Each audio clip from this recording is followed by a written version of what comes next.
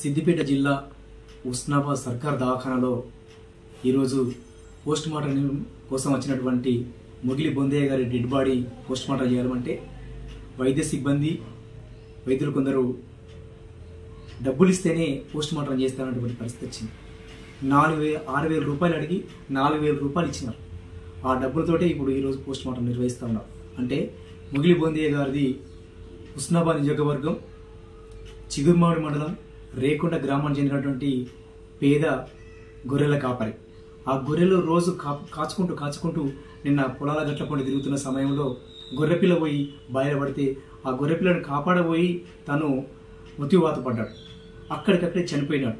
ఆ చనిపోయిన dead body Husnabad సర్కారు దవాఖాన తీసుకొస్తే ఆ సర్కారు దవాఖానలో పనిచేసే వైద్య సిబ్బంది వైద్యులు కొంతమంది పోస్ట్ మార్టం సంబంధించి 6,000 రూపాయలు ఇస్తేనే పోస్ట్ మార్టం చేస్తామన్నాడు. ఇది చాలా బాధాకరం, విచారకరం. ఇలాంటి చేయడం చాలా దుర్మార్గమైన చర్య అని చెప్పి మేము సిపిఐ పార్టీ వైపున మేము డిమాండ్ చేస్తూ ఉన్నాం, దాన్ని ఖండిస్తూ ఉన్నాం.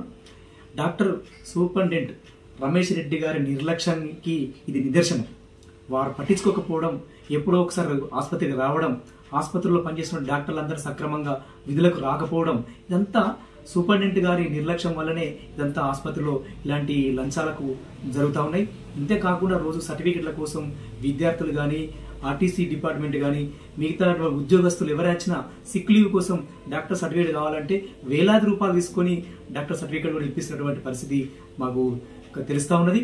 ఏదైనా ఈ సర్కార్ దవాఖాన మీద జిల్లా కలెక్టర్ గారు ప్రత్యేకమైన దృష్టి కేంద్రీకరించి ఆర్డీఓ గారు దృష్టి పెట్టి ఈ ప్రభుత్వ ఆసుపత్రి ప్రజలకు సరైన వైద్యం అందించేందుకు డాక్టర్లందరూ అందుబాటులో ఉండేందుకు చర్యలు చేపట్టాలని, ఈరోజు లంచం తీసుకున్నటువంటి ఎవరైనా వాళ్ళ మీద బాధ్యులైనటువంటి వాళ్ళ మీద చర్యలు చేపట్టాలని చెప్పి భారత కమ్యూనిస్టు పార్టీ వైపున మేము డిమాండ్ చేస్తా ఉన్నాం.